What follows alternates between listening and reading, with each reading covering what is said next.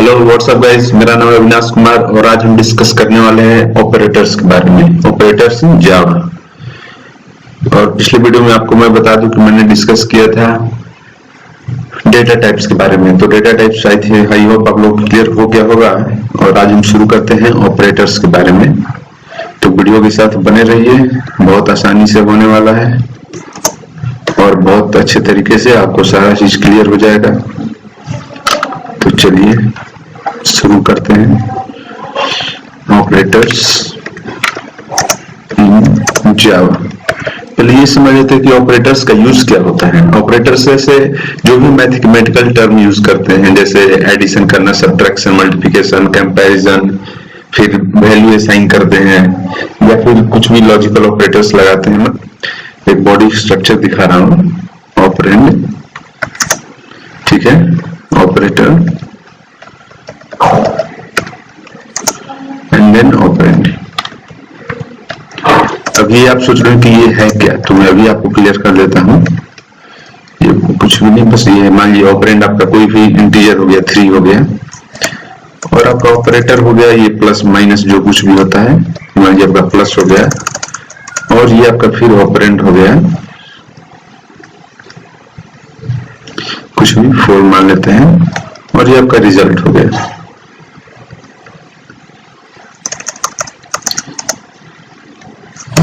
4 + 3 7।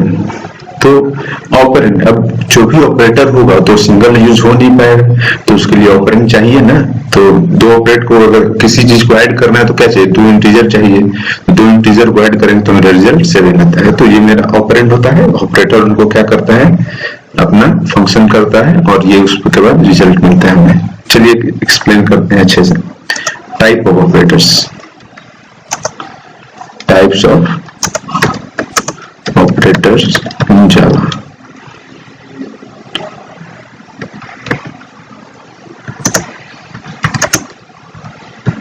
तो हमारे कितने टाइप के ऑपरेटर होते हैं। पहला में अरिथमेटिक होता है,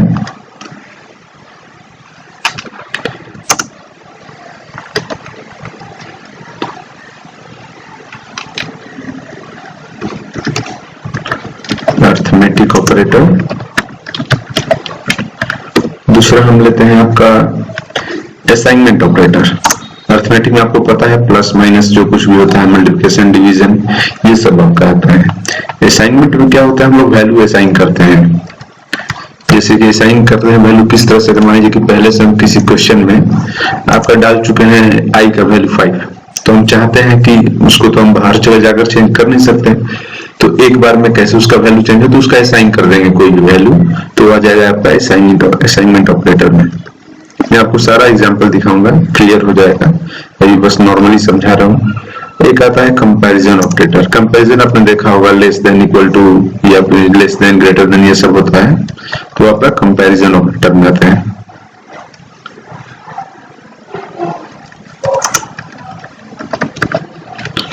और मेरा चौथा आ गया लॉजिकल ऑपरेटर। लॉजिकल ऑपरेटर आप लोगों ने पहले ही पढ़ा होगा, एंड गेट, और गेट, नॉर गेट, तो उसमें जैसा होता है सेम वही फंडा यहाँ अप्लाई होगा लॉजिकल ऑपरेटर में। चलिए ये मेरा हो गया, 4 ऑपरेटर्स हो गए। अब हम इसके बारे में एग्जांपल के थ्रू व्यू करते हैं। तो पहला मेरा आ गया आपका अरिथमेटिक ऑपरेटर।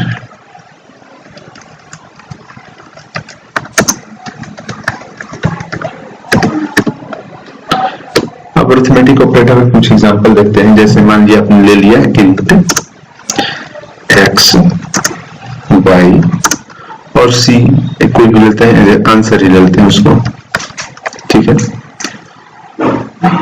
आंसर हो गया आपका। चलिए x का कोई वैल्यू असाइन कर देते हैं। x का मान लीजिए 100 असाइन किया। b का कुछ भी लेते हैं, y का वैल्यू कुछ भी ले लीजिए आप, मान लीजिए आपने ले लिया 20, ओके, और आंसर आपका लेते हैं। आंसर का वैल्यू क्या होगा, x + y, जो भी आप ऑपरेशन डालना चाहें, x + y, x - y, whatever, वो आपका होगा। चलिए हम पहले प्लस से ही शुरू करते हैं, x + y। तो आपको तो पता है एस आउट वाला फंडा, अपना डायरेक्ट एस आउट डालो और टैब, तो हमें आंसर का वैल्यू चाहिए, ठीक है जी। यह आंसर इक्वल टू, और आंसर यहां डालते हैं और इसको रन कराते हैं, देखते हैं क्या होता है।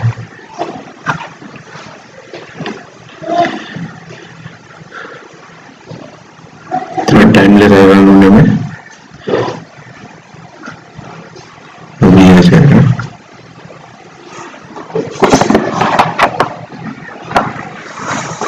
देखिए आपका आ गया आंसर 120। ये तो मेरा पहले का है वो सब, यहाँ आ गया आपका आंसर 120। अब जो कुछ भी आपको डालना है, चेंज करना है वैल्यू, तो कुछ भी चेंज कर सकते हैं। यहाँ पे मैंने माइनस कर दिया, ठीक है। तो अब देख लेते हैं क्या कहते हैं आंसर मेरा।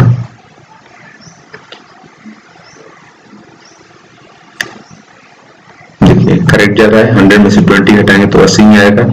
अब मल्टीप्लिकेशन करना हो तो मैं एस्टेरिस्क सिंबल यूज करता हूँ मल्टीप्लिकेशन के लिए। ये भी देख लेते हैं। आपको हर पॉइंट पर मैं पूरा अच्छे से तरीके से समझाता हूँ, आपको पूरा का अच्छे से क्लियर हो जाएगा। देखिए 100 into 20 करेंगे तो 2000 आएगा, आ चुका है।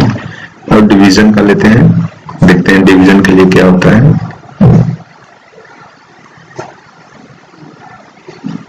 देखिए 5 आ गया। चलिए मैं कुछ ऐसा लेता हूँ जो 20 से ना जाए, तो क्या आएगा रिजल्ट। देखिए इसका देखते हैं क्या आता है।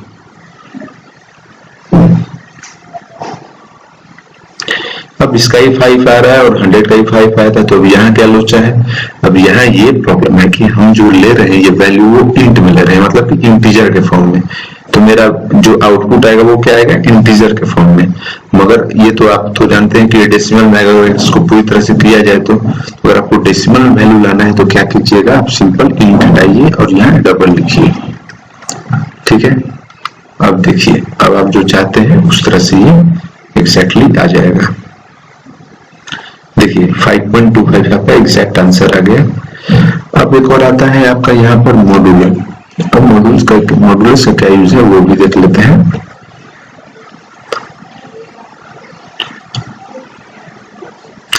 देखिए यहाँ पर 5 है। मॉड्यूलर बेसिकली यूज होता है आपका रिमाइंडर के लिए कि आपका रिमाइंडर का वैल्यू कितना आता है। यहाँ पर अगर हम 2 कर दें, यहाँ पर चलिए हम कर देते हैं 1। अब देखते हैं क्या होता है। तो मेरा रिमाइंडर 15 आना चाहिए। देखिए यहाँ पर आपका रिमाइंडर 15 आएगा। देखिए आपका रिमाइंडर 15 आ गया। तो आपको क्लियर होगा कि अरिथमेटिक ऑपरेटर्स जो भी होते हैं वो किस तरह से यूज होते हैं, ठीक है। अब हम बात करेंगे असाइनमेंट ऑपरेटर के बारे में। ये आपको मैं सारा एग्जांपल दिखा चुका हूँ, बस यहाँ पर साइन चेंज कीजिए और आपका वैल्यू मिलते जाएगा, ठीक है। अब यहाँ पर हम बात करते हैं असाइनमेंट ऑपरेटर के बारे में।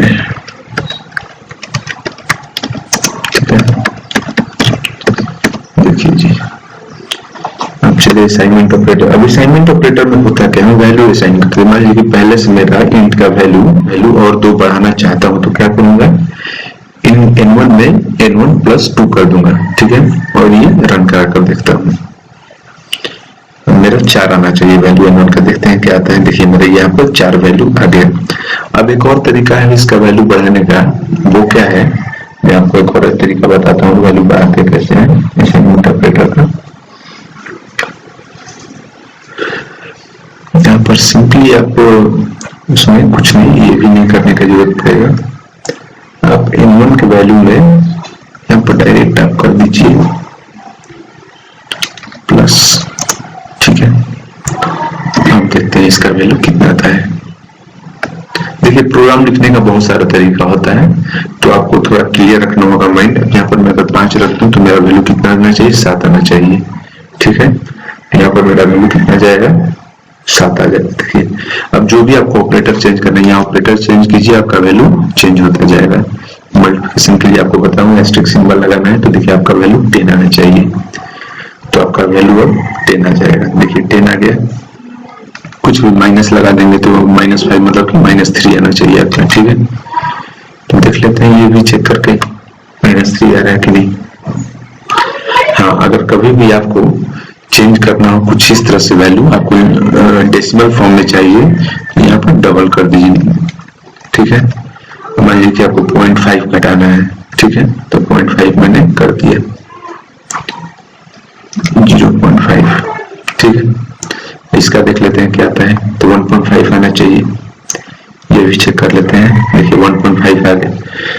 इस तरह से असाइनमेंट ऑपरेटर कंप्लीट हुआ है। देखिए मैं आपको सिंपल अभी दिखा रहा हूँ, जो इफ एल्स चलेगा तो और बेटर तरीके से आप समझिएगा। अब आपका आता है कंपैरिजन ऑपरेटर। कंपैरिजन ऑपरेटर में क्या होता है, हम कंपेयर करते हैं छोटा और बड़ा साइन की, less than equal to, greater than equal to, ठीक है, ये सब होता है आपका कंपैरिजन ऑपरेटर में। अब कंपैरिजन ऑपरेटर में क्या होता है, यहाँ पर एक चीज मैं आपको बताया इक्वल टू।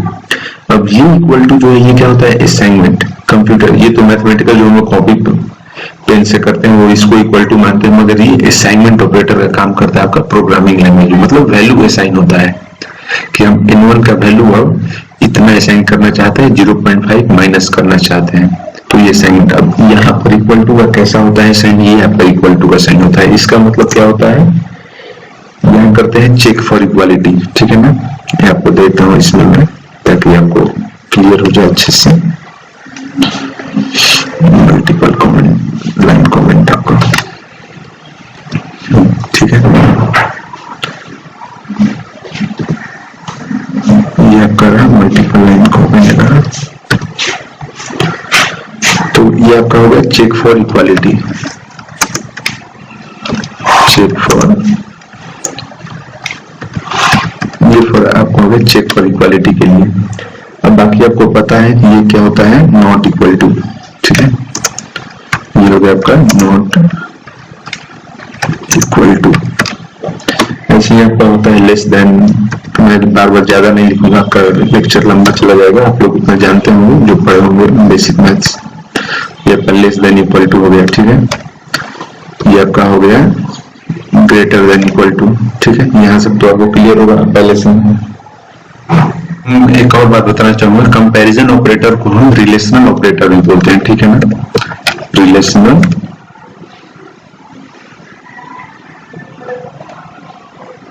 कंपैरिजन को क्या बोल सकते हैं, रिलेशनल ऑपरेटर, ठीक है, यहां भी लिख दूंगा तभी कंफर्म रहे आपका।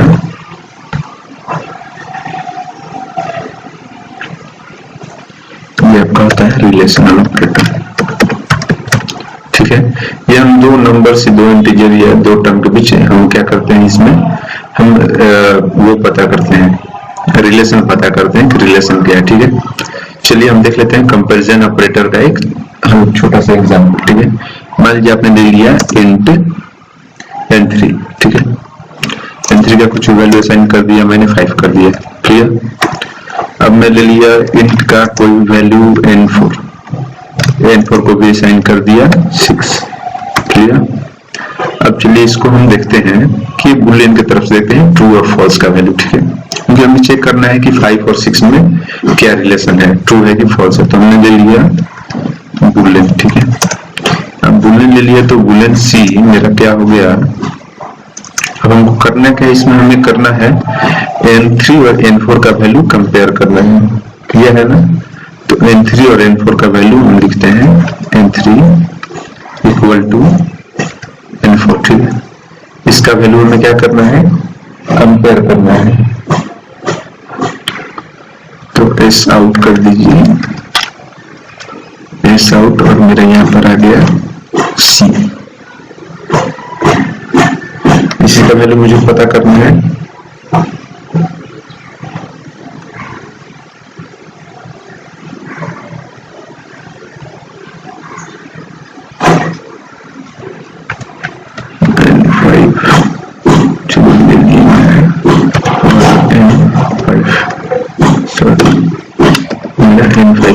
चलिए मैं सी नहीं ले, सी ले रहा तो इसलिए रॉन्ग बता के सी को मैं पहले यूज कर चुका हूँ, ठीक है, क्योंकि एक ही प्रोग्राम में सारा कुछ कवर कर रहा हूँ, इसलिए हमें यहाँ डिफरेंट वैल्यू लेना होगा, क्योंकि आपको पता है कि ये क्या होता है, केस सेंसिटिव होता है।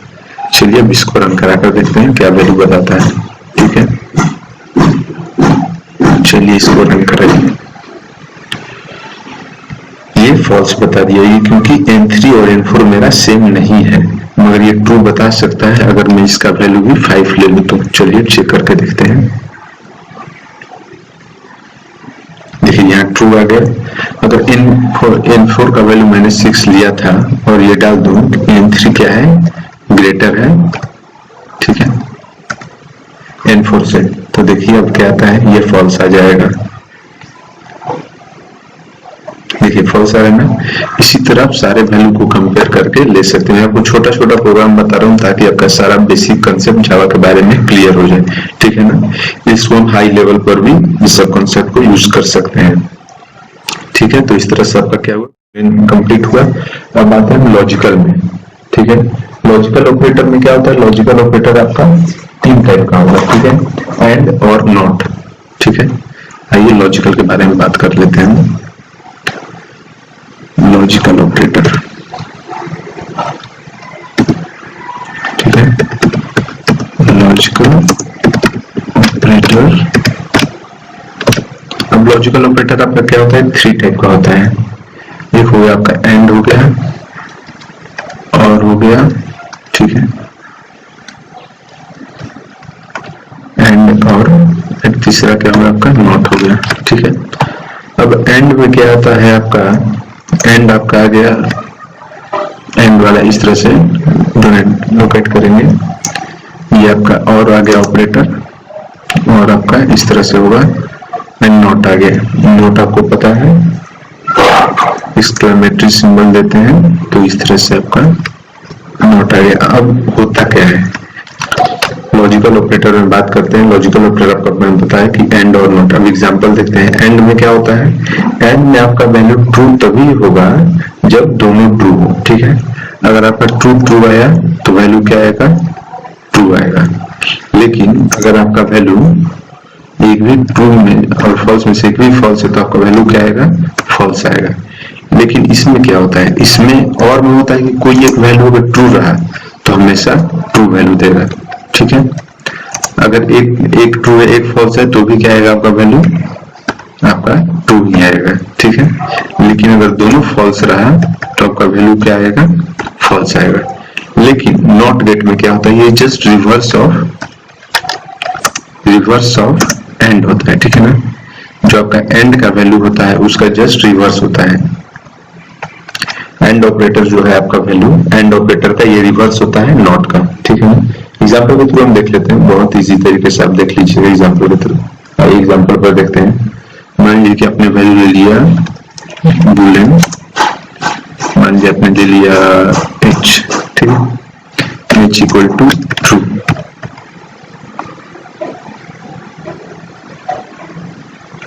ओके, यहाँ एक बूलियन ले लीजिए आप,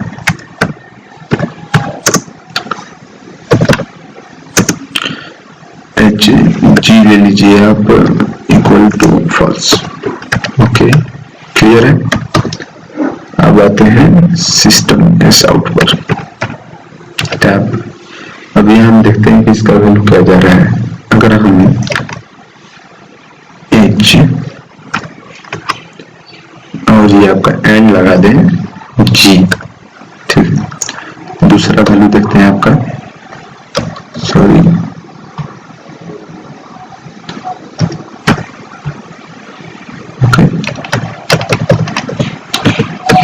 आउट, यहां हमने लगा दिया आपका ये वैल्यू, ये नॉट के लिए, ठीक है, और के लिए लगाए थे एच, और का मेरा ये सिंबल रहा जी, ठीक है। अब दूसरा मैं लगाता हूँ, तीसरा आपका लगाता हूँ नॉट के लिए। नॉट के लिए आपको पता ही है एच,